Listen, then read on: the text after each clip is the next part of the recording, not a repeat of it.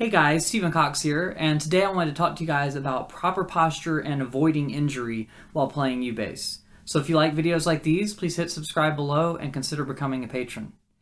So as someone that suffered from a repetitive injury, I can tell you that not thinking about your posture can lead to things that you don't want if you have been playing long periods of time with incorrect posture, or if you're playing a bunch of songs in a row, not taking significant breaks, or if you just play a lot in general. So, let's talk about proper posture. First of all, there's the obvious stuff that you would hear with anything, like if you're playing piano or if you were typing on a keyboard, you want to sit up straight, right? You probably want to have both feet flat on the floor, although there are certain situations where I suggest crossing one leg over the other, but we'll talk about that later. For now, feet flat on the floor. And then you want your back to be relatively straight. You want your shoulders to be back, but not so far back that you're squeezing your shoulder blades together or anything, just kind of not hunched forward is the main thing. So that's the idea with your body posture. And I know we mostly think about our wrists and our hands, but our body posture will help that kind of fall into place as well. So then as far as our wrists and our hands, there's a lot that we can do here. First of all, you want your hands to be as relaxed as possible. So what I suggest is to stand up, or if you have a chair with no arms, you can just rest your arms by your side and just see how your hands are sitting. For me, my hand is resting kind of like this, right? So you see my wrist is straight. It's not bent in, it's not bent out, it's straight. It's not bent sideways that way or this way. It's just straight down.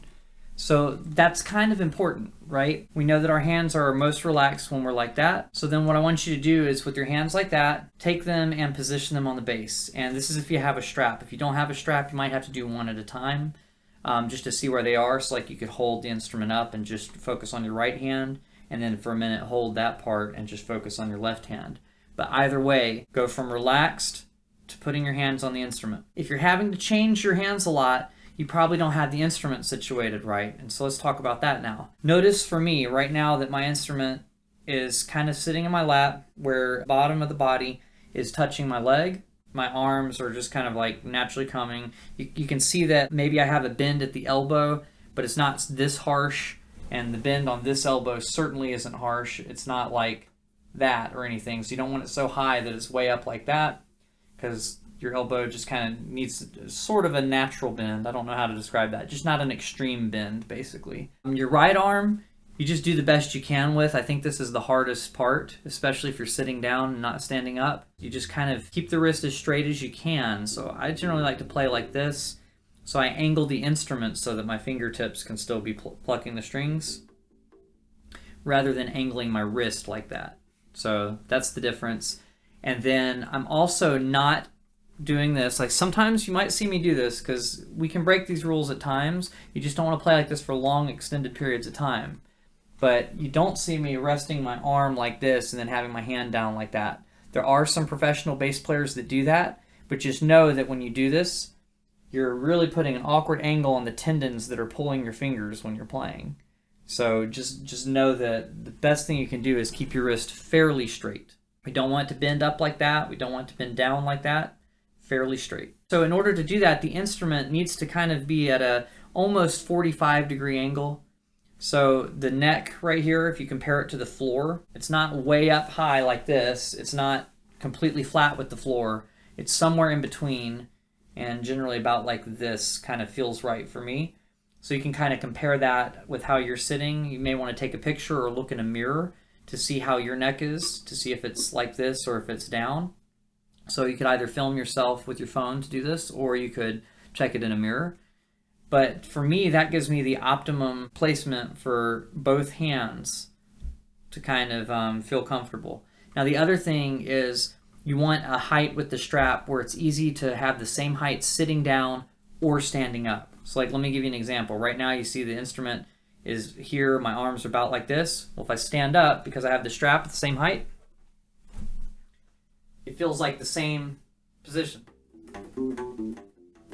And the other thing is the weight distribution of your instrument really matters as well. So a lot of times with longer scale basses, they're usually neck heavy or body heavy, With the U-base, it's short enough to where if you have this kind of strap that ties around the headstock up here where the neck meets the headstock, and then you have the other part on a strap button over here, then generally speaking, it'll stay put without you having to do anything with your arms.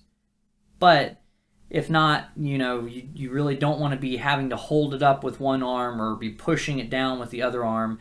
But that's why I recommend a strap. So what if you don't have a strap?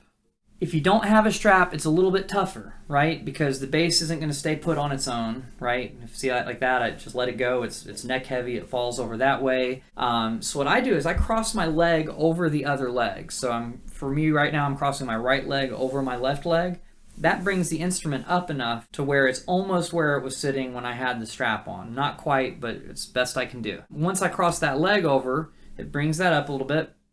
And then I am, unfortunately, having to use a combination of my hands to keep the instrument steady so that it doesn't fall over. So if you can get a strap, I highly recommend a strap. But if you don't have a strap, then you may just have to figure out the lightest amount from each arm, kind of working together as a team, that stabilizes the instrument. So when you're doing a lot of shifts with the left hand, your arm might have to be pushing down slightly to keep it in place, but just use the least amount of pressure possible. Another thing to just keep in mind while you're playing is you want to keep your hands relaxed. So when you're actually playing, your left arm should actually be pulling the notes a little bit into the fretboard rather than you squeezing with your thumb and your fingers and pinching the notes. Think of it more as your thumb is just stabilizing your arm while the bigger muscles of your shoulder are pulling the notes into the fretboard. If you're playing for short periods of time, it's not gonna hurt you too bad to be accidentally putting a little pressure and pinching. But if you're playing shows, if you're going to hour-long rehearsals where you're not really taking a break, doing any of that sort of thing, playing with groups, you want to have this kind of subconscious in your mind not to squeeze. So it's less of an issue on U-bass, but if you're playing upright bass or electric bass, it's just the same concepts apply. You want to keep your arms relaxed, and you want to use the bigger muscles when possible over the smaller muscles, because the smaller muscles will fatigue quicker. So that's really the main thing to keep in mind, is just check yourself regularly, right? So like you notice right now, I'm talking to you guys, I'm hunching over a little bit. Well, I have to consciously think about it every couple of minutes. Like, oh, I've been hunching over, I'm gonna, straighten back out and play. So it's okay if you break the posture every now and then, as long as you're consciously thinking about it regularly to fix it. The real bad things happen when you're doing things over and over again, repeatedly, day after day, and then it's just too late at that point. Your back will start hurting. For me, it was wrist issues here, the ulnar nerve on this side. For a lot of people, it's just general carpal tunnel kinds of things. If you're squeezing, it could hurt here between your thumb and your index finger. It could also hurt on the other side. This part of the hand kind of swells up sometimes for me.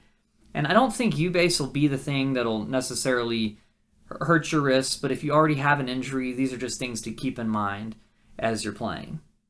So guys, that's it for today. I hope you've enjoyed this video, and I hope it helps you to be able to play longer and smoother just from being able to hold the instrument in a way that allows you to not injure yourself. So if you have any questions about this, please leave them in the comments below. If you have any advice to give in addition to this, also leave it in the comments below, and I recommend you other guys read it and see if anybody else has some suggestions that help them. And I will see you guys next time, which will be Thursday for the live stream, and then next Tuesday for another video like this. Once again, if you'd like to become a patron, I'll have the information down below in the description, and I will see you guys next time.